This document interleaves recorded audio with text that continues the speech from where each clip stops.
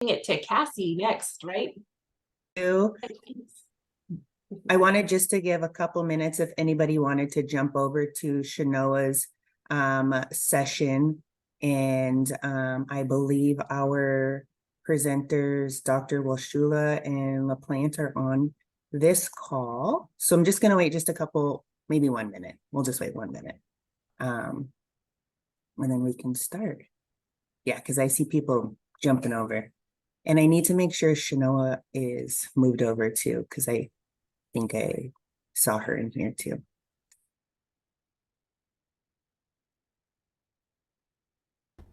Hey, Cassie, do I need to move to a different section or a different place? Yeah, yes, I sent you. I just sent you. Hello, hi. I just sent you the link in a private chat. Okay, just go in the chat and then click on that link. Yes. Okay. Thank you. Yeah. Let's see. Session A. Is it session A or Session B? Session B.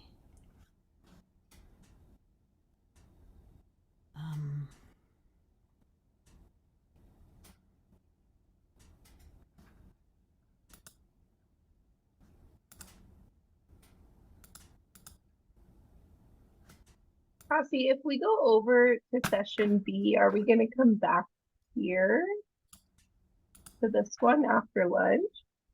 If after lunch, there's also going to be 2 different sessions. So we also dropped the full agenda in the link, so you can see if which session you'd like to attend, session A or B, in the afternoon at 1 o'clock. Thank you.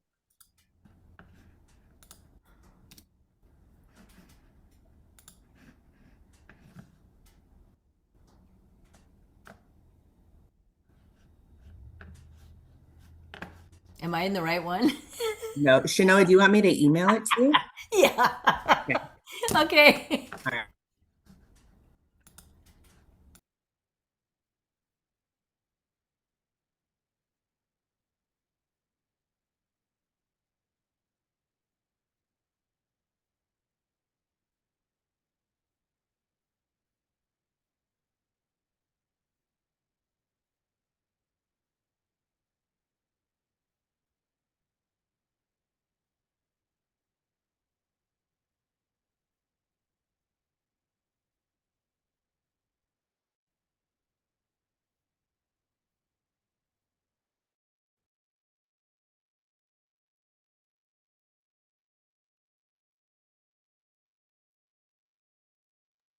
Did she make it over there? Can we see?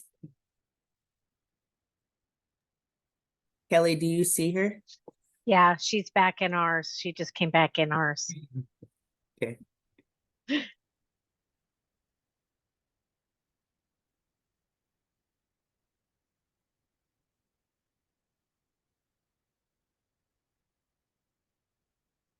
Somebody said in the chat that the link isn't working for the other one.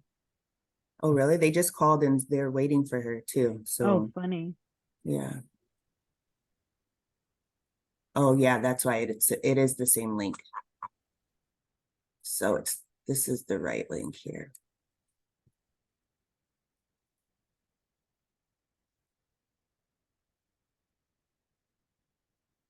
There we go. Thanks, Robin.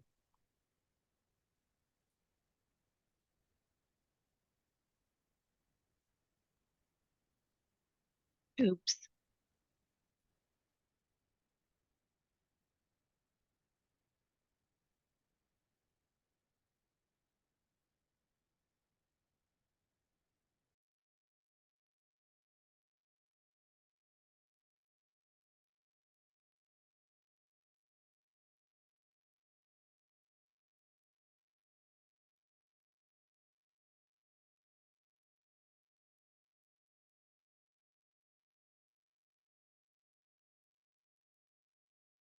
Go ahead and get started. Thank you guys so much for joining us. I'm actually really honored to be able to introduce Dr. Washula and Dr. LaPlante, as this project is very near and dear to my heart. I worked with both of them for 6.5 years when I was at the Healing Lodge of the Seven Nations.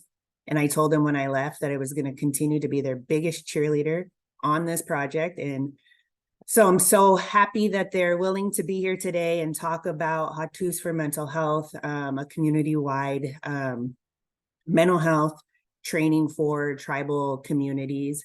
And so let me just talk a little bit about each of them, and then I won't take too much of your time. So Dr. Martina Washula is a citizen of the Arrow Lakes Nation of the Colville Confederated Tribes. She's an educator, trainer, and consultant specializing in Indigenous education, intergenerational colonial trauma, impacting Indigenous communities. She served as the executive director for almost 7 years at the Healing Lodge of the Seven Nations, which is a Native American inpatient treatment center for drug and alcohol addicted youth located in Eastern Washington, Spokane. She also serves as the principal investigator for the Native American Research Centers for Health, or NARCH, research and training in collaboration with Harvard's Medical School Division on Addiction and the Healing Lodge of the Seven Nations. Dr. Debbie LaPlante is the director of the Division on Addictions at the Cambridge Health Alliance, a Harvard Medical School teaching hospital, and an associate professor of psychiatry at Harvard Medical School.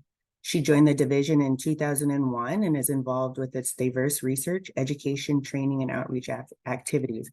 With her colleagues, they have been working on and conducting tribal participatory research in collaboration with the Healing Lodge of the Seven Nations.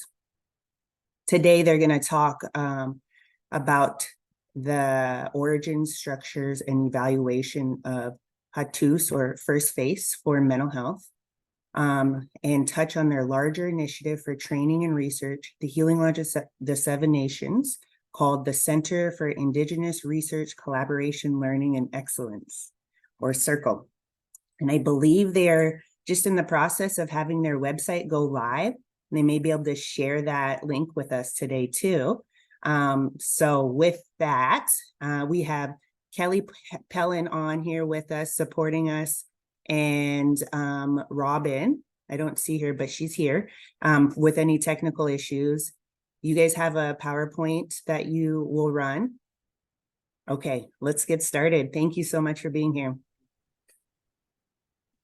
Thank you so much, Cassie, and it's nice to see you again virtually. I'm calling in here from New Hampshire. As Cassie said, my name is Debbie, and I'm happy to share a little bit of information with you about the work that we have been doing for the past decade. So I will start to share my screen.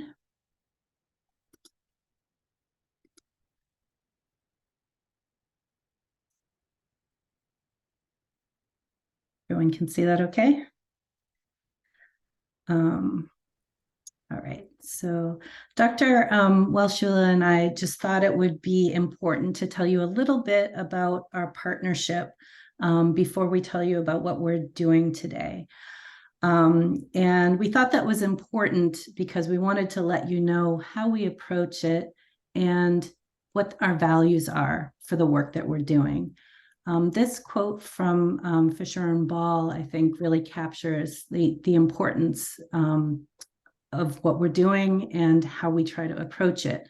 They said, although much social science research has been conducted within American Indian and Alaskan Native communities, relatively little research has been conducted by or for those communities.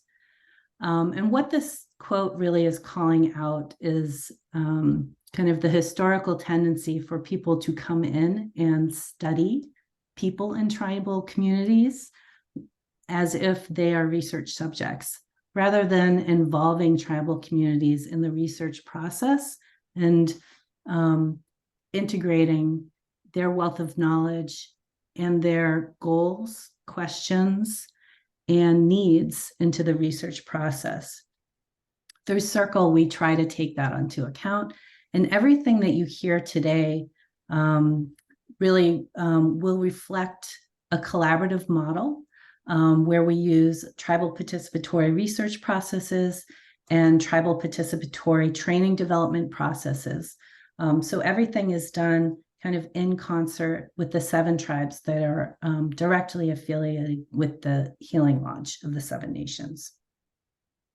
So what's the history of Circle and how did we come together? Well, probably about a decade ago, Martina reached out to us across the country to just kind of introduce herself and give us a sense of who the Healing Lodge was and what their goals were for helping the tribal youth who were residents and trying to recover from substance use problems. So we had a couple of different kind of cross-country meetings where she and her team came out to the Boston area, and me and my team went out to the Spokane area to get to know each other. And eventually we decided that we had a lot of shared interests and goals. And we decided to develop Circle, which really is a clinical and research partnership between the Healing Lodge of the 7 Nations and the Division on Addiction, which is affiliated with the Cambridge Health Alliance and the Harvard Medical School. So this happened back in 2013. We had a lot of kind of foundational experiences that helped shape who we are today. And I mentioned that we had a lot of cross-country exchange and visits to get to know each other. This, I just wanted to provide you an example of some of the earliest collaborative work that we did together. And this was on the Spokane Reservation, where the division team, and you can see us down here on the right, went out to visit both the Healing Lodge and the Spokane Reservation to get a better understanding of intergenerational colonial trauma from Dr. Welshula, and to get a better understanding of the tribal youth that the Healing Lodge serves.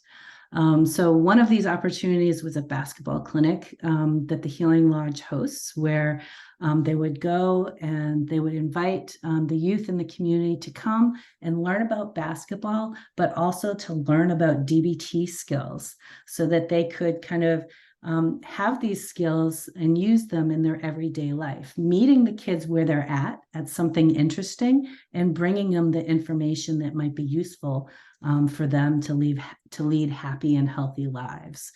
So at this particular basketball clinic, you can see in this photo, it's about 60 kids, and they were about age 11, but their ages range from 7 to 17, from 4 different regional participating reservations.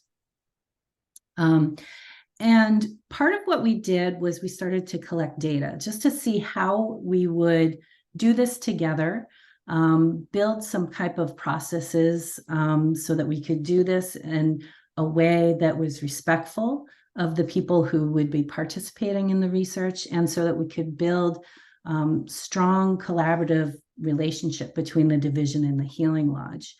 And this is just a taste of kind of the earliest findings that we had. So among the kids that attended this basketball clinic, we asked them questions about alcohol consumption, other drug use, social problems such as interpersonal violence, and behavioral risky behaviors such as their gambling behavior. And here's a taste of what we found. So we found that about 9% of the youth that attended this basketball clinic, and remember that they were about age 11, they reported that they had ever drunk more than a sip of alcohol. Among those that had done this, 80% reported that they had alcohol-related problems. 30% said that they had ridden in a car with someone who was impaired by a substance. For the most part, the drug use among this group of kids that attended the basketball clinic was restricted to marijuana. High rates of people reported that they had seen a physical fight in their home, and almost half reported that they had experienced some type of bullying. Almost a quarter of youth reported that they had gambled during the past year. And among those who did that, 40% reported that they had gambling-related problems that impacted their lives. So you can see that there's kind of a good need. I'm sorry. Okay, I just had a glitch on my slides. A strong need to kind of pay attention to these kids in this area and to find ways so that they can live happy and healthy lives, and to support them in doing that. After that experience, we thought about, well, how can we do this together? This is kind of a big question and a big goal to kind of change cultures in these tribal communities. So we started thinking about different opportunities, and one that came across was the Native American Research Centers for Health, which is an NIH program that was supported in part by the Indian Health Services. We applied back in 2014 for the 8th version of NARCH. And to our surprise, on the first time out, we were awarded a center grant to begin working together in earnest on a major project. And that was called the Promoting Cultures of Recovery in Tribal Communities. And I'll tell you a little bit about that today. And then I'll turn it over to Dr. Welshula, and she'll tell you about what we're doing currently with respect to NARCH 10 and NARCH 12, building those cultures and assessing those cultures. So let's talk a little bit about the foundation, our NARCH 8 work. As I mentioned before, everything that we do is done using a participatory model. So all of the tribes that are a part of this work are drafting and signing tribal resolutions that support this work. And they're also providing and nominating for us working group members from their communities who are helping us to shape the research questions that we're looking at and the research methods that we're using. And we are greatly appreciative to our working group, because we know that what we're doing is really reflecting the wants and needs of the tribal communities. So this slide shows kind of a piece of, I'm trying to minimize, a piece of one of the tribal resolutions that was signed by 7 tribes who are working with us for this particular project.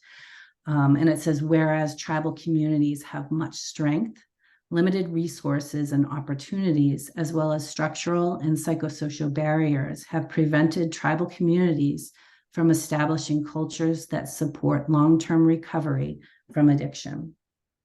And this is the issue that we would like to work with these tribes to address. So NARCH 8 had 2 primary components to it.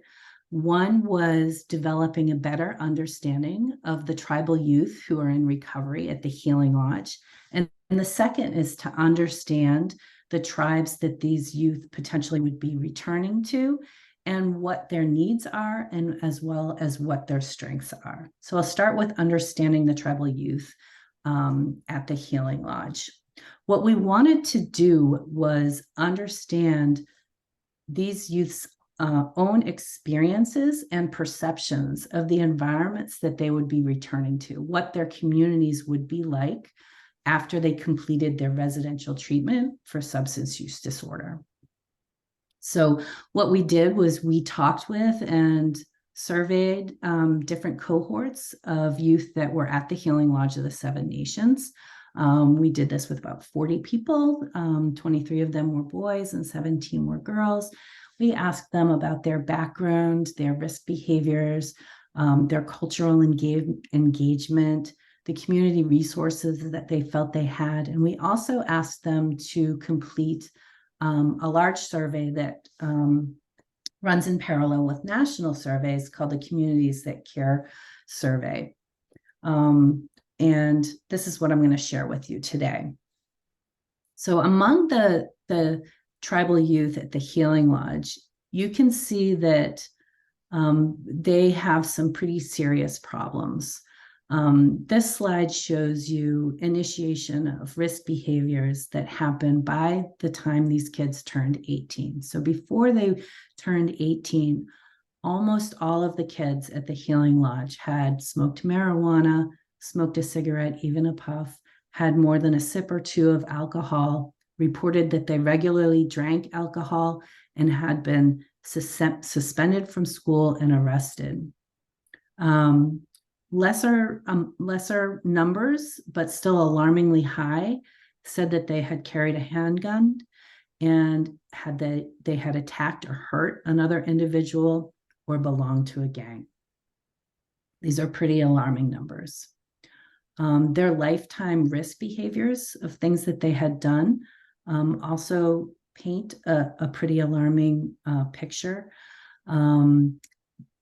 Almost 92%, for example, had reported that they had driven under the influence of a substance. Just to give another example, 93% said that they had seen a physical fight in their community. 80% said that they had been in a physical fight in their community. And rates of suicidal ideation are alarmingly high, almost 50%. 30% had been bullied. And 50% reported that they had bullied others. So they're both kind of in victim and perpetrator roles for risk behaviors. On the favorable side of things, there are some strengths, and the youth are recognizing this. Part of that might be due to their experiences at the Healing Lodge and learning just what is available to them, but part of it might be the good job that the tribal communities are doing. So these are some of the community resources that the Healing Lodge youth said that they had. 85% said that they knew that their communities had substance use counseling, and 65% had used them. 80% reported that they had a community center, 85% a school counselor, 70% that there was substance use disorder prevention in their communities. About half that knew that there was transitional housing. 80% again said that there was mental health counseling. And rates of knowledge for youth self-help, cultural activities, and cultural mentors all were particularly high. And I would say that there is fairly good use reported as well. So we know that the youth that are at the Healing Lodge are at particularly high risk. What we didn't really know before we did this study was whether or not they're distinctly different from other tribal youth across the nation. So if you remember, we asked these research participants to complete the Communities That Care survey. And we were able to secure a data set from a national survey that had used this, that allowed us to compare youth in our sample to tribal youth from across the nation. And that's what this slide shows. You can see where the tribal youth from the Healing Lodge were distinctly different from tribal youth in the national sample. So if you look at community level outcomes, you can see that the Healing Lodge youth reported significantly more community disorganization where they live, more instances of experiencing transition and mobility, having to move around a lot, and greater perceived availability of drugs. In terms of the family, they were feeling that there was more acceptance of antisocial behavior, that their parents had favorable attitudes towards drug use. In terms of school, they were more extreme than tribal youth in the national sample in terms of their schools having potential academic failure, or they experiencing academic failure and feeling kind of a low commitment towards their own personal education. And then as far as individual risk factors, there were elevated levels of gang involvement, perceiving fewer risks of drug use and having earlier drug use, more favorable attitudes towards antisocial behavior and drug use, experiencing rewards or feeling rewarded for engaging in antisocial behavior, having more friends who also use drugs and had antisocial behaviors as well. But again, just like in their favorable attitudes of their favorable knowledge of their communities, there is kind of a bright light, I would say. When you think about the protective factors, there weren't a lot of differences between the national sample of tribal youth and the Healing Lodge sample of tribal youth. There weren't protective factors in terms of community, family, or school. There was in terms of individuals. The Healing Lodge youth tended to have fewer social skills that they felt they could rely on. But to us, this provided a sense of optimism that these communities were kind of prepared in a position to provide support to the Healing Lodge youth. And it's just a matter of connecting youth in a way that they can capitalize on what the communities can offer. So not only were participants they were at risk for things like substance use disorders, but for other outcomes, and had elevated scores on different things in the community, the family, and the school risk factors. But the American Indian Youth in Recovery do have some strengths, we believe, that can aid in their long-term health and awareness. They had good awareness of community resources and use those resources as well. So that was the first part of what we learned for NARCH 12. The second part was about what those communities have for social supports. And the purpose here was really to have a better understanding about the tribal community stakeholders' perceptions of their existing strengths and needs for supporting recovering adolescents. And we did this among 6 tribes in the Northwest. So typically when you are doing strengths and needs assessments, you can be looking at different levels. You can be looking at individual level supports, family supports, social structures, communities and tribes. And most commonly, people investigate individual and family supports. What we wanted to do was understand communities and the social structures within those communities. So this is where we kind of diverge a little bit. And here's what I mean. We wanted to understand what types of resources, supports, and needs would be available in various social structures. And these are just kind of examples. So one social structure from our perspective might be the educators. That's the teachers, administrators, counselors, coaches. Another might be healthcare providers, wellness centers, allied health professionals, and doctors. And you can go on social services, cultural leaders, legal systems. And we asked the tribal communities that we were working with what social structures they wanted to understand in particular. And we picked those, so they could have differed from tribal community to tribal community. So if the Spokane community was especially interested in its education system and its social services, those were the groups that we reached out to and worked with to get a better understanding. The Colville registration was particularly interested in legal system, educators, and health providers. Those were the social structures that we investigated for Colville. So it differed, and it really depended on what the community's wants and needs were. Here is our research strategy. We used a process called the group level assessment. And that's a form of, it's kind of a qualitative, or I would say a quantitative focus group.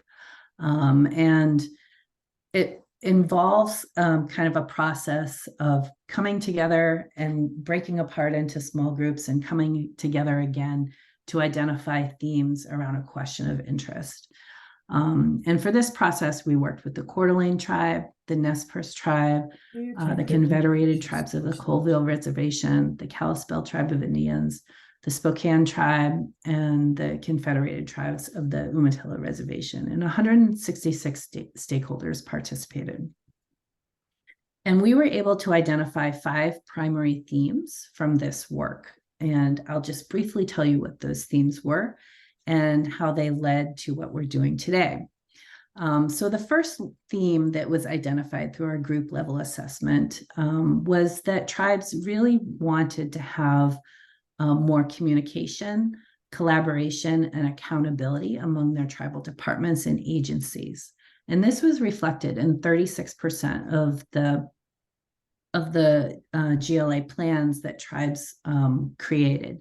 And just to provide an example of the action plan that they developed together, you can see here they said, we all need more collaboration and more in-depth communication to solve the ills of our communities. Collaborate. The next theme really centered on the importance of providing wraparound. Thank you for calling and Pacific supportive- Northwest Dermatology, formerly known as Sleep Dermatology. Okay. And supportive services. And 22% of the plans included this particular theme.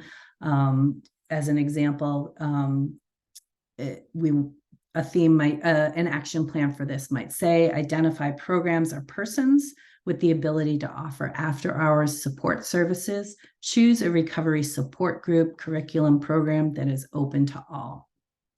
The third theme that we identified was recognizing the importance of recovery coach modeling. 4% of the plans included this. Tribes wanted to assign recovery coaches, peer supporters for reentry programs, and especially those that were able to have flexible work hours. The fourth theme was to have a youth-focused education services and events. 15% of plans indicated that this was of importance.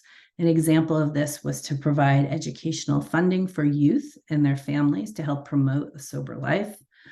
And then finally, the fifth theme was to provide community-wide education on topics including addiction prevention, the signs of addiction, addiction recovery, trauma-informed care, trauma and grief, health boundaries for children, available services within the tribe, and effective treatments. And 23% of plans focused on this.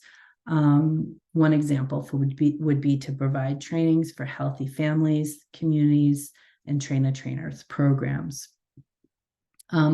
So just to summarize kind of my section of this talk, what we're taking away from it is the importance of listening to communities and really trying to reflect back on their goals and needs, returning to them what we've learned, that there is a strong desire for converting research into action and not just doing research for research's sake.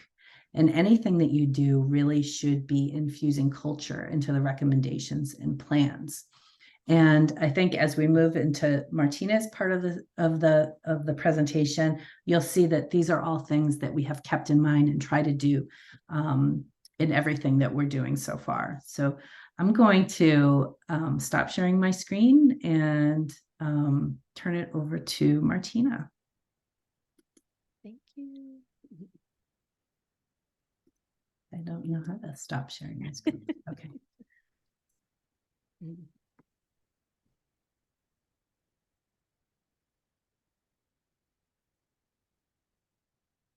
Oh, shoot. Okay, I got to get to March 10. Can everybody see this okay? Okay. So I get to present on some of the fun stuff since we went through all of and we met with all of the tribes, going in there, and spending a whole day with them, and just kind of going over all of what they thought, were their strengths and their needs. And so then, of course, we had the action plans. Well, what we did is like Debbie had spoken to is that they all created action plans. and in their executable action plans, in the sense that had, okay, step number 1, what do we need to do? Step number 2, what do we need to do? Does this require tribal resolution? Who's going to guide this process, type of a thing? So who's going to, kind of division of labor of who's going to carry what pieces of those action plans, so that they don't just go on a shelf, and just gather dust. And I believe the Umatilla actually used the action plan and to help building their transitional housing, or transitional programs for the reservation, and a couple of other suggestions that came out of the GLA that we did. So with the, when we're talking about working with the tribes, and doing the research with them, so we had the working group members that were with us all the way, kind of guiding the process, type of a thing. And so Don Cohais with the White Bison, he says that we must create a healing forest. And this means that the entire community needs to be a part of the process of healing from addiction. And so here's where it really was about the whole community, like, all of the different stakeholders, that could be a part of that. And I was really impressed with how many people showed up, for these group level assessments that we were doing. And so from that, then we took that and we went with the community-wide training action plan that they had, that everybody wanted, around trauma and addiction and those types of things. So this is where we had developed the first face for mental health. And so we call it Hatus for mental health, which is a Salish word that means leader. And what it means, so it's like first face, somebody that steps forward, like in a situational leadership role. And so we're looking at, with this particular model, and we're training different people, how to support, others, with, it could be a cousin, it could be a friend, this may be struggling with some kind of a mental health, condition. And so that then that person would step forward, and to be a Hatus in that moment, to be able to support that person. So with the Hatus for mental health, the individual steps forward to help a person in their crisis or time of need. We got a chance to have the Healing Lodge kids be a part of all of this process. So they were kind of guiding us also, because we would share different, kind of stories that we were going to use in the manual, and they would say, no, we wouldn't do that. We would probably do this, type of a thing. They actually chose the cover to the manual here that you can see. So here's where the first phase training, then it's built with and for the tribal communities. It's built with special consideration for the need for self-care, because so many of us, within our tribal communities, we ourselves experience trauma. And so if we're going to be dealing with others that are in moments of experiencing trauma, that we need to take care of ourselves, in that process. So we do spend a whole module just on self-care. And then built with a special focus on tribal teens, working, of course, this can be used for everybody, but we focus specifically on the teens, but just know that this whole model can be used for anybody that's really struggling with some mental health or addiction kind of struggles. What I really love about this is that anybody can serve as a first phase. So you don't necessarily need to be that person in the moment, providing that support to somebody who's really struggling. Here, just learning about, the whole concept of the first phase, so that a Hatus helps by being informed about mental health, which helps reduce that mental health stigma. That alone is huge within a tribal community, just kind of learning about mental health and then recognizing the kind of stigmas that are around certain kind of mental health conditions or addiction, and so that our whole mindset can, it's kind of like the 100th monkey, one person starts and all of a sudden it just kind of catches on. Advocating, being able to advocate in the community to help reduce mental health stigma and increase attention, to resources. Alerting that some Hatus might aid by noticing an issue and alerting someone who is prepared to help. So again, it doesn't have to be the person attending to that person, but they can help in all of these kind of external ways too. Acting might aid by assessing situational safety and getting help when there's a potential for harm to self and others. So they might call tribal police, or something like that, just to make sure that that person is safe and they're safe in that moment. listening, just to kind of listen, compassionately to someone. And, it's kind of like just to not say anything basically and just listen, and give them the time they need to, and, if they want to talk, right? So we don't want it with trauma-informed, approaches. We don't want to force people to feel like they have to do anything in these kinds of moments. Connecting, kind of providing guidance, where they can kind of connect to resources that they might need. And then, also then professionals such as myself and others that work within that particular field, can use this, and with wellness coaches, therapists, that they can provide those direct services to the kids. So what we did was we took what the tribes had indicated of the topics that they would like to see as part of a community-wide training. So we have trauma. So we have both PTSD and complex PTSD. We talk about intergenerational trauma, addiction, depression and anxiety, self-harm and suicide, violence. And I like to always say, let's understand what typical and atypical adolescent behavior is, so that we can say, okay, is this just normal adolescent behavior, or is this something that we really need to be concerned about? And so this is good information for everybody to have, for parents and aunties and uncles and grandparents. We had a lot of elders in our last training, and it was wonderful, to have their feedback, and as we were going through all of these modules. And then again, the self-care. And to the right, you can see that we use the 4 wheels, the 4 directions. And so in each direction, so like in the East, we have the spiritual signs of addiction, and you can kind of see, we list what those symptoms are. In the South, that you can see the emotional signs. In the West, the mental signs that you see in addiction. And then also in the North, then we see the physical signs. So every module has a 4-direction wheel. That will talk about those signs that you might run across, in your relationship to someone.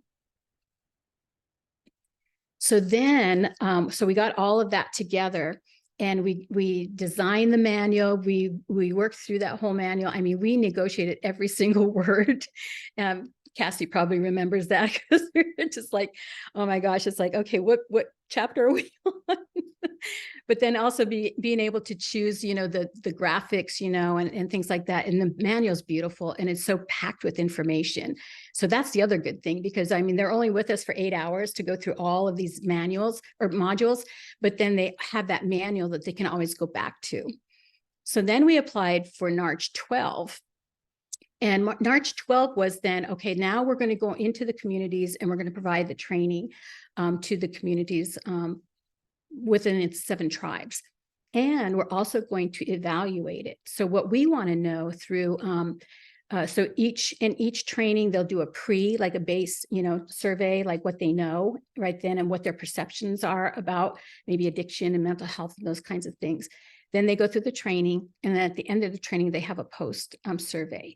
So that we get a sense like, are we doing okay? How's this model working? Are we delivering it well? So mainly the surveys are really about us and whether or not we're achieving the goals that we had set out.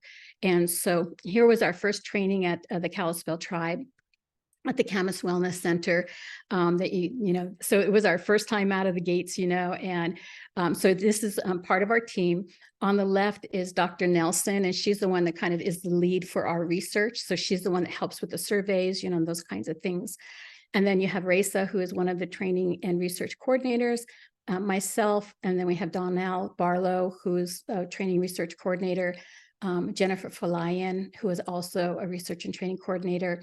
Then we have Eric, who's from the division, that he's helping with the research core of this whole project.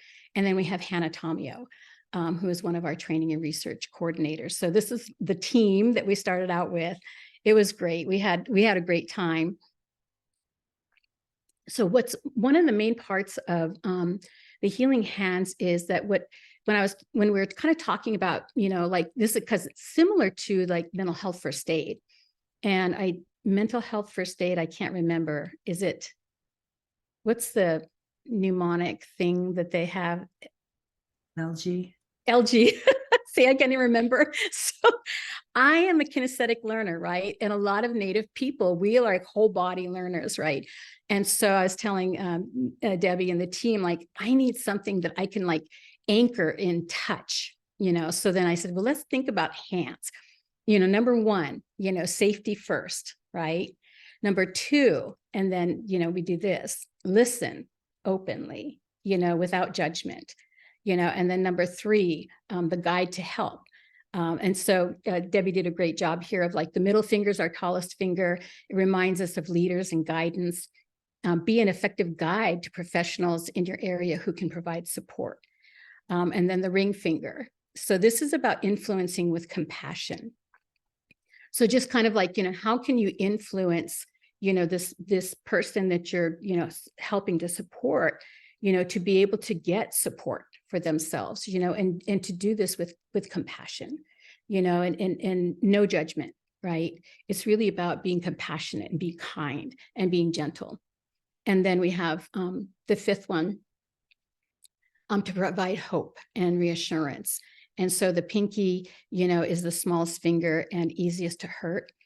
People who hurt often feel small, and that this finger reminds us to provide hope and reassurance and not judgment. And so this is where I'm like, okay, I could do this. Okay, number one, remember safety first. Okay, number two, just listen, you know. So that was a little bit easier for me to do. I think kids will like it, you know, because it'll help them, you know, with that process too, because we just have different learning styles, you know, so let's, you know, utilize it, you know, in the work that we're doing.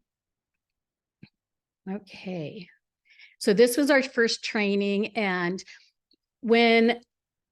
right after we played the first intergenerational trauma, Ask the Expert video, which I deliver, you know, we're covering like intergenerational trauma is pretty heavy, you know, and then because we're talking about trauma in general and all the different types of trauma and trauma responses. And so what the team does is they have these coloring sheets that they set out on the tables with crayons and markers. They also teach how to weave a little basket. And so just knowing that, so that the body doesn't hold all of that, so that it's able to kind of move as they're doing as they're, you know, working with their baskets, you know, type of a thing. And also, you know, for many people, that doing something while they're in the workshop actually helps them pay attention and focus better. And so this is where you had, you know, the gentleman on the left, upper left-hand corner is actually their football coach. And so, you know, just seeing all the different people that were in the room that day from all the different areas of the community, which was great. And so it was neat. The guys really got into it, you know, and stuff, and they did some pretty good baskets and stuff. This is my grandson, Tolmeen. He's 14. So that was his basketball or his football coach. So the two of them were comparing their baskets to each other. But just kind of, you know, he really got into it too. And for a 14-year-old to spend the whole day there, he did well. You know, he felt like he learned a lot, you know, and stuff, and he didn't get bored, you know, of course, because he was so focused on making sure he had a great basket. But here's that way that we bring our culture into this whole process, and with purpose, you know, that there's a purpose behind that, you know, that it's really about helping people as they're moving through difficult emotions throughout the training, because we cover some pretty heavy topics. This was our first training with the Spokane tribe. And so that was, you know, getting, you know, a lot of, where's Mindy? Yeah. So we were there. They gave us the council meeting room, you know, type of a thing to be able to do this training. And it was great. I mean, look at this. I mean, we had like managers and directors, you know, from different departments, you know, within the Spokane tribe community. And so it was just, and so this is like one of the activities that we have, that they get up and move around and get to know each other, and, you know, asking each other questions, you know, and things like that. You know, just to kind of build that kind of relationship within the activity itself, because we have some pretty, a lot of information, right? So we just want to kind of like, let's do something that's experiential, that's interactive, you know, that kind of builds relationships within the group. And it just pays off hugely, you know, because then it's not like, oh, I'm sitting here listening to a lecture, you know, for 8 hours. And so then the part of that is like what I was, what I had mentioned earlier is that a part of this is implementing and doing the trainings, but then also the evaluation part of it. And so our overall goal for the research is to evaluate the impact of HOT2's training, both on the trainees and within the tribal communities as a whole. And so we don't only have the trainees filling out surveys, we actually have community members filling them out, and they'll fill out a survey once every year for the next 3 years. So we want to measure, you know, are we having any impact? Do we see any changes within the community as a whole? You know, as a result of these trainings, you know, that we're doing. And so this is where, you know, it's going to help guide us, you know, in, you know, are we on the right track? You know, is this really effective? Is it helpful? The other part of this grant project is the capacity building goal. So then it's about building a research and training center, you know, at the Healing Lodge. And so that we have this place where that we can, you know, we can house the HOT2s for first phase training, you know, go out, you know, and eventually go national to be able to open it up nationally. Right now, we're just providing it to the 7 tribes of the Healing Lodge during this period. But this is about building sustainability for this particular model and being able to get it out to other tribes that are interested in it. And so just, you know, just kind of pulling it all together, that the concluding thoughts that we have are that tribal communities are eager for evidence-based, community-led interventions that support mental health and addiction recovery. That participatory research and development can be a way to complete those goals. You know, having the tribes as, you know, as co-researchers, you know, in this whole process, but even leading the research in that respect about what they need, what their needs are, you know, and what they would like to see, you know, within their communities. And that tribal youth have a great need, and that their communities have unique needs that require ground-up approaches to prevention and intervention. And so we're getting ready now to do trainings in Lapwai. And if you want to go on to firstface.org, the website is up and running, and it has a lot of information about this project. The videos are on there, the animations that we use. So that's the other piece, is that we had animations in each of the modules. I don't know about you guys, but I get anxiety when they say, let's do role play. So just like, no, you guys go ahead. I'm not going to do that. So I suggested, I said, how about, rather than doing like role play, how about if I create some animations that shows how, you know, for each module, it shows, you know, people going through, you know, that first phase process, you know, where they're confronted with somebody that is having a problem. What do they do? How do they do it? So all of those animations are on there too, and that's so that everybody can go back after the training and they can watch them over and over again. They could read more about it, you know, and just keep their, you know, mind refreshed with all of this. So yeah, so go ahead and visit us at firstface.org. And yay, we did this in time. But yeah, and so we're excited, you know, to go down to Lapwai. We're going to be up at Kootenai, you know, with the Kootenai tribe at the end of November. And we're working with the Umatilla, the Colvilles, and the Coeur d'Alenes to get them on board too, so that we can get out to those tribes too. So anyway, thank you. Thank you so much, Martina and Debbie. We have a few minutes for questions. If anybody has questions for Dr. LaPlante or Wolshula. Mhm.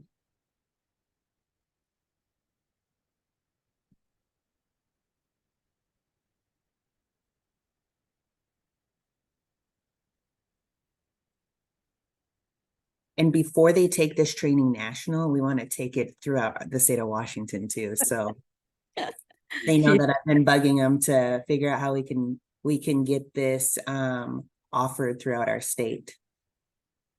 Yes, because we're getting requests already. So we're like, okay, we'll be that. We're going to get to that point, you know, type of a thing. But we want to make sure that we just provide these services to the 7 tribes for free. You know, that this is just something, hopefully we can get support from maybe Indian Health Service, you know, SAMHSA, grants that will allow us to take this out, and to be able to provide it, at a price that's reasonable, and if we can get it for free for everybody, that would be great. But yeah, so we want to build up this training and research center so that we can do that for more tribes.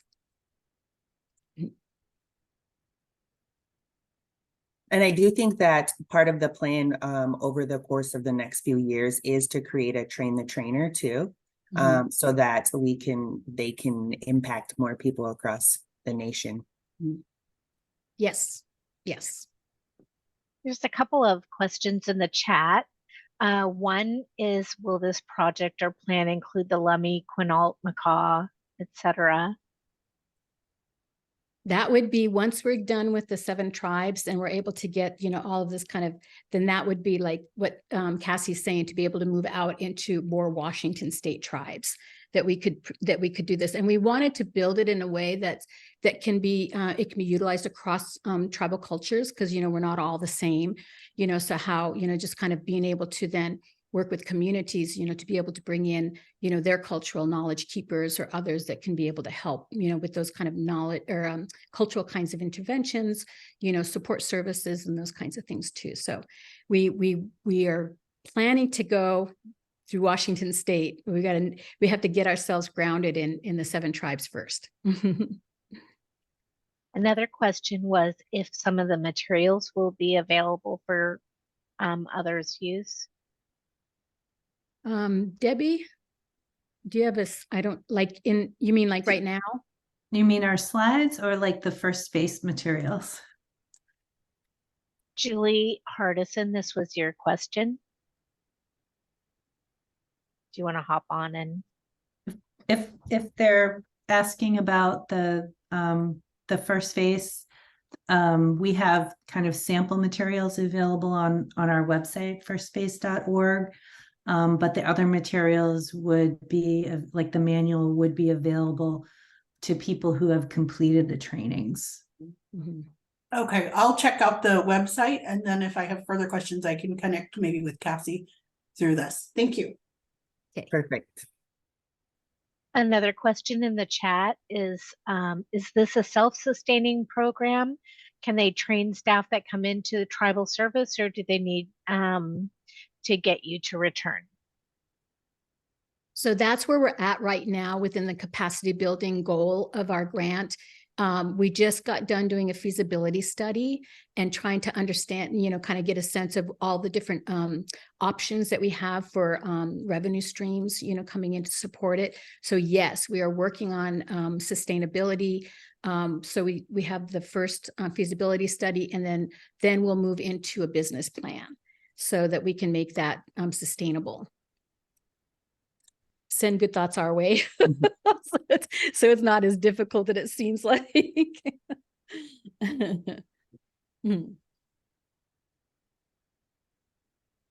All right. Thank you again so much for your time. And for all of us that were able to join, we are going to break for lunch. The sessions for the afternoon, Robin posted the survey. If you can please click and complete that survey. Also, make sure you come back after lunch because we want you to win Sandy's book. So everybody that participates in the sessions, your name will be put into the raffle for Sandy's book that she was discussing earlier. So all right. Thank you. Bye-bye. Thank you all.